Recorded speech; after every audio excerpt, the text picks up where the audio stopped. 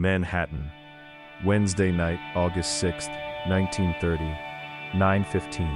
A sitting justice of the New York Supreme Court steps out of a steakhouse on West 45th Street, raises a hand for a cab, and walks west into the summer evening. He is never seen again. His name is Joseph Force Crater. He is 41 years old. He was appointed to the Supreme Court 4 months earlier by Governor Franklin D. Roosevelt. He is, in that moment, the highest-ranking American sitting judge ever to disappear without trace. The disappearance comes in the summer the Seabury Commission opens its judicial corruption probe in New York City. The probe that will, within 2 years, force Mayor Jimmy Walmer out of office, and that will, in court, expose what the Tammany machine charged its men for a seat on the bench. Crater had dinner that night at Billy Haas Chophouse with 2 friends, Sally Lou Ritz and the attorney Klein. He had bought a single theater ticket earlier in the day for a Broadway comedy called Dancing Partner at the Belasco Theater. He never used it. He walked west on West 45th Street. The case is handed to the New York Police Department. The NYPD will investigate the disappearance for 49 years. They will close the case quietly in 1979. He will be declared legally dead on June 6, 1939. 3 theories survive the 95 years since. The first, a voluntary disappearance, Tammany flight. Crater had reportedly paid roughly 1 year's Supreme Court salary, $22,500, for his appointment to the bench.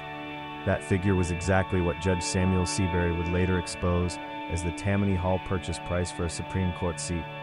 With the Seabury Commission opening its probe in the same summer, Crater had a clear motive to vanish before being called to testify. The second, a mob or Tammany hit. Crater silenced to protect the judicial corruption network, or silenced over showgirl and gambling entanglements that had grown out of control. In 2005, a sealed letter written decades earlier by Stella Ferrucci-Good of Bellerose, Queens, was opened after her death. The letter alleged that an NYPD officer named Robert Good, with Frank Burns and a Coney Island cabbie named Charles Burns, had killed Crater and buried him beneath the boardwalk of the New York Aquarium at Coney Island. The third, a crime of passion. Crater was known to keep multiple mistresses, Sally Lou Ritz, Connie Marcus, the call girl turned Seabury witness Vivian Gordon, a jealous husband, or an extortion attempt that went wrong. 3 pieces of evidence. Evidence 1, the morning of August 6th. Before his dinner, Crater spent the day liquidating. His court attendant, Joseph Mara, cashed 2 of Crater's personal checks at the bank, totaling $5,150. Crater removed 2 heavy portfolios of court documents from his chambers and took them home. He drafted 4 sealed manila envelopes addressed to his wife Stella, totaling $6,690. He drew up a handwritten list of debtors.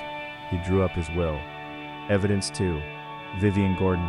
On February 25, 1931, Vivian Gordon, a former Crater associate who was scheduled to testify before the Seabury Commission in 2 days, was strangled in Van Cortlandt Park, and her body left where it would be found at dawn. The Tammany pattern of the era was to silence witnesses about to talk, and to leave the body as a message. Crater vanished cleanly. There was no body, there was no message. Evidence 3, the combined departure signature. 4 manila envelopes for Stella, a handwritten will, a single unused theater ticket, 2 portfolios of court documents removed from the bench, $5,150 in cash. That is not a man preparing to die.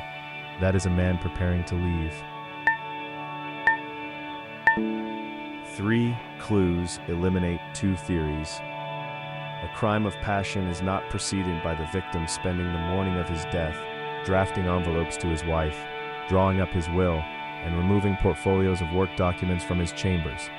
A jealous husband does not give a man time to prepare an estate. The third theory does not survive evidence 1. A Tammany hit silences witnesses about to talk and leaves the body as a message. Vivian Gordon in Van Cortlandt Park in February 1931 is the canonical example. Crater vanished without a body and without a message. That is not the Tammany signature. The second theory does not survive evidence 2. A voluntary disappearance. A sitting Supreme Court justice with a Tammany debt about to be exposed by the Seabury Commission, who spent the morning of his disappearance cashing checks, drafting envelopes for his wife, drawing up his will, and removing court documents from the bench. the combined signature of a man preparing his own exit. What most modern investigators of the case accept. The case has been re-examined in depth by Richard Tofel in his 2004 book, Vanishing, and by Stephen Riegel in his 2022 book, Finding Judge Crater. Both converge on the same answer. Joseph Force Crater prepared his own exit on the morning of August 6, 1930. What they cannot agree on is whether he survived it. Crater's wife Stella waited for him at their cottage in Belgrade Lakes, Maine, through August. She returned to New York in September. She kept the 4 manila envelopes that he had drafted. She wrote her memoir, The Empty Robe, in 1961. Joseph Force Crater was declared legally dead by the New York County Court on June 6, 1939.